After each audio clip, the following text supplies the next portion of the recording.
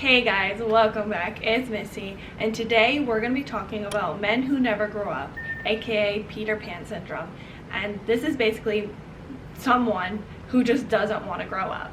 This is someone who doesn't take responsibility, isn't mature, won't commit, hard time expressing their emotions, can't maintain relationships, and they blame others for their problems. How does one become like this? My theory is it's a branch of and a result of mommy and daddy issues. So the mommy issues part is that our moms are here to teach us how to regulate our emotions and how to nurture ourselves and more of that emotional nurturing aspect. And someone who has Peter Pan syndrome, they can't cope with their emotions. They're very emotionally unavailable, and this is because of their mom. Their mom was emotionally unavailable. Their mom may have punished them and shamed them when they had emotions. Their mom was maybe very distant. Their mom maybe wasn't present at all, or they had a mom that was very overbearing. So this then causes the child to not learn how to regulate their emotions and become emotionally unavailable themselves, and then seek for other people to regulate their emotions. Now the daddy issues aspect are our fathers are here, they're the disciplinary, they're here to teach us responsibility and respect. They're the ones that lay down the line. So the daddy issues aspect is that they take no responsibility or accountability, and they are not very disciplined. So their father may have been not present, their father may have been very passive, let them walk all over them, or their father was so extreme, like a drill sergeant. It was so over the top that they then did not respect them and trust them. And this will result in the one who has Peter Pan syndrome to not respect authority, have a really hard time with dominant males, maybe a bully, and they have a really hard time being responsible and being disciplined. Another thing is having overprotective parents. So these parents may have frightened the child, that made it seem like the world was dangerous and scary, and that it was full of difficulty. So then the child became fearful of growing up and becoming an adult.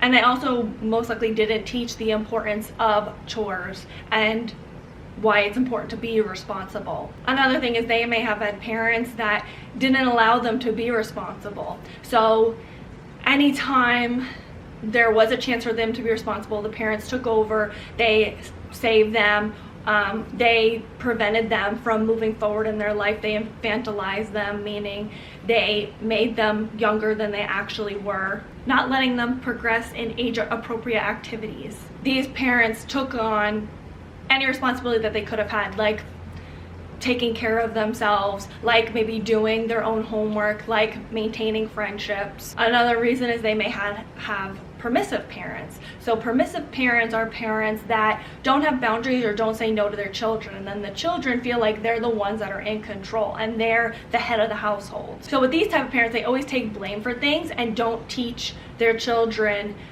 consequences to their actions. And these children don't learn the importance of hard work, so then they don't try to work hard now. They don't see the point of why they have to work hard now.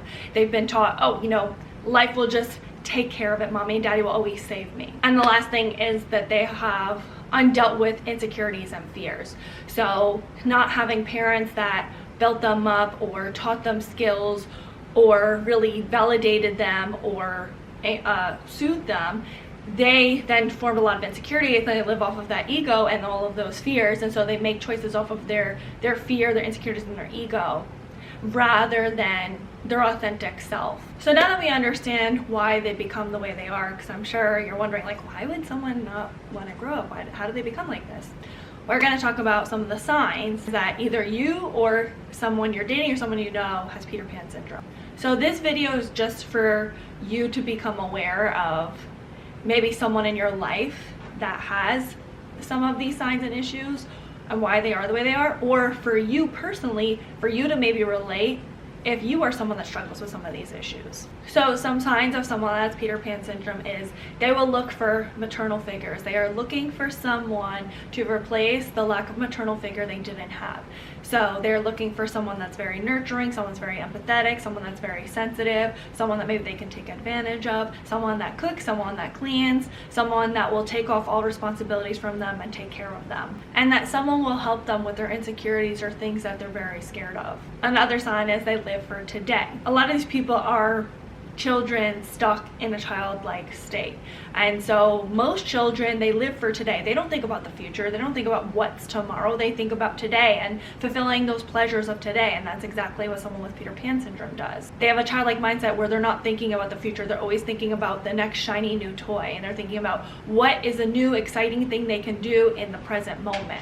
They're not thinking about the consequences or how things can affect them, especially if they have had parents that didn't teach them the natural consequences of life, or that there's consequences to their actions. They lack maturity, so they have a really hard time being able to have adult conversations. They have a really hard time being able to talk about feelings, addressing uncomfortable situations, confronting things. They handle a lot of situations in a very immature manner. When they are stressed, they don't self-soothe or handle their issues or cope well. Instead, they may manipulate others, they may throw tantrums, they will have anger attacks. They're coming from that inner child response. When things don't go our way, we often, or when we get triggered, we often will come from our inner child responses.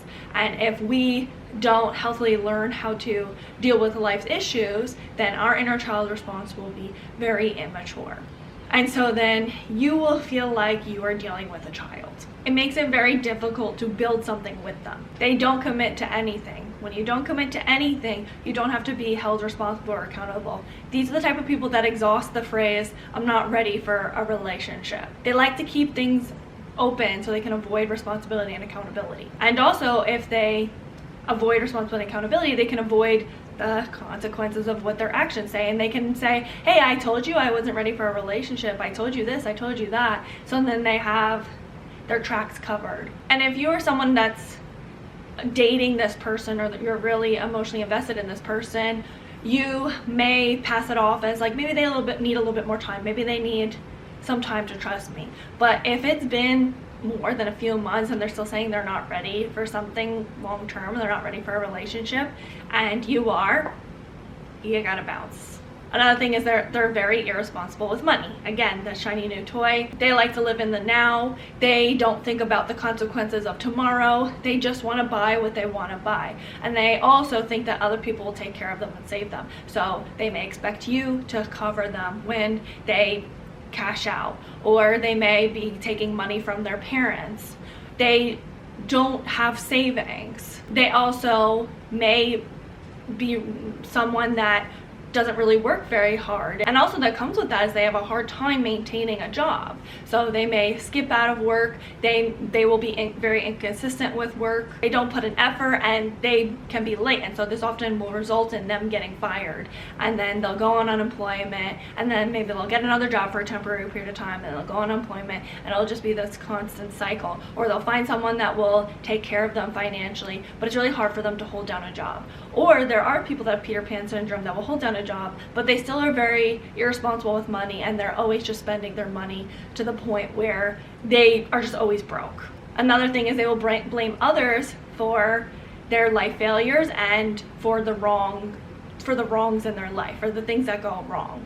Someone that's mature and has grown up, they're able to look at their flaws or their wrongdoings and say, you know what, I know maybe I was mistreated in the past, or this messed up childhood thing happened to me, but now as an adult, I'm going to take responsibility and do what I need to do to heal this stuff, or for me to take accountability for what I've done wrong to maybe cause me to be in this position. Someone that has Peter Pan syndrome and someone that's incredibly immature immediately looks outside themselves and say, well, I'm like this because my parents, and I'm like this because of this boss, and I'm like this because of this relationship, or I'm like this because I struggle with anxiety or depression, or whatever it is. They're always making excuses and victimizing themselves to their circumstances, and they say everyone else's fault, it's not mine. Another thing is they have a lot of those insecurities and a lot of fears, and it will come out in their ego, it will come out in defensiveness, it will come out in arrogance, it will come out in dismissiveness. So when you try to have an adult conversation with them, they may be like, oh, let's not talk about this right now, or this is really bringing me down, I don't really want to have this conversation. It will be very much a childlike response. Or they'll say, hey, you're really upsetting me, and like, I'm not like that at all, and how dare you? Or they'll turn it around on you and they'll make you feel guilty and bad. They can't own up and just have adult conversations, and they can't admit, and they lack a lot of self-awareness. So they're not aware of their triggers, they're not aware of their flaws, they're not aware of their insecurities, they're not aware of when they do things wrong, and so they will project, and they are just slowly living off of that ego. And some people that do have Peter Pan syndrome are narcissists. Not all are narcissists, but some are narcissists. Now when it comes to you, why would you be attracted to someone that's like that? It sounds pretty bad when we describe it the way that we're describing. You may have Wendy syndrome, the opposite, where you feel like you need to fix him, kind of with the Peter Pan Wendy dynamic in the movies. You feel like you have to pick him up and take care of him. You see him as a helpless person, and he has potential. Also is that you may see some of the things he does, because Peter Pan syndrome people, they are really fun. They can be really fun because they're really immature, and they're fun, and they're spontaneous, and they make life exciting. So you'll see it as cute, and it'll bring out the child side out of you. You'll feel like it's fun, you'll feel giddy again until it's not fun anymore. And at that point, you're already emotionally invested. And you may still try to make it work because the exciting times are so much fun. And we also often have confirmation bias, where when we make a decision, we want to stick to it. Another thing is you may be trying to resolve childhood trauma. So when someone has Peter Pan syndrome, they are someone that can make you feel rejected, saying, oh, I'm not really ready for a relationship. And so you may have rejection sensitivity. You may have abandonment issues. This person is someone who has Peter Pan syndrome, they're usually very emotionally unavailable. You may have had a dad or a mom that was very emotionally unavailable, and you're trying to resolve that. And so your inner child's trying to feel good enough, or trying to get someone to be emotional like you didn't experience in your childhood. You didn't have someone that was emotional, and so you're trying to resolve that by being in a relationship with this person. Your inner child's like, okay, if I can get this person to love me, then I will be good enough, I will be loved, I will be worthy. Another thing is you may be emotionally unavailable yourself. Usually if you're attracting someone that's emotionally unavailable, often it's because you are emotionally unavailable yourself. So you are not very in tune with your emotions. Maybe you're very surface level. Maybe you're afraid to go there. Maybe you like to keep things very light. And commitment may scare you too. Or another thing is that you have a fear of having adult relationships. You're terrified of getting hurt. That kid fun side of him makes it seem like it's not so scary to be with someone. You don't have to get vulnerable. You don't have to be responsible. Things can just be lighthearted, so it can go on to extreme ends. It's either you are trying to fix him and take care of him, or you are so terrified of being in a relationship and getting hurt and afraid of being an adult, and so then you're on that same playing field. So what do you do? Can they be helped? Yes, but it's not your responsibility to help them.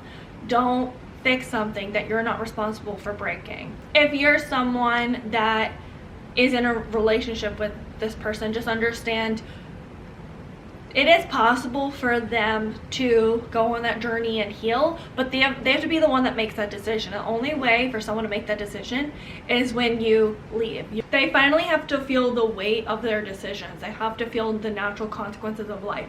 If you don't commit to things, or you mistreat someone, and you don't take accountability and responsibility for your life, then people will leave your life. And that's exactly what people who struggle with Peter Pan syndrome need to realize. If you stick around, you're just enabling them and then okaying their behavior so they continue to do it. You also need to do some work on yourself, and you need to figure out, why are you attracted to this type of person? Have you not grown up? Are you afraid of adult relationships? Are you trying to fix them and you're seeking validation and self-worth through this person? Are you trying to heal some of your own traumas and your mommy daddy issues by being with this person. Once you heal some of those things, you will no longer be attracted to these types of people. When we heal our inner wounds, we stop being attracted to these toxic or immature people. We become more attracted to the people that we really desire and want to be with.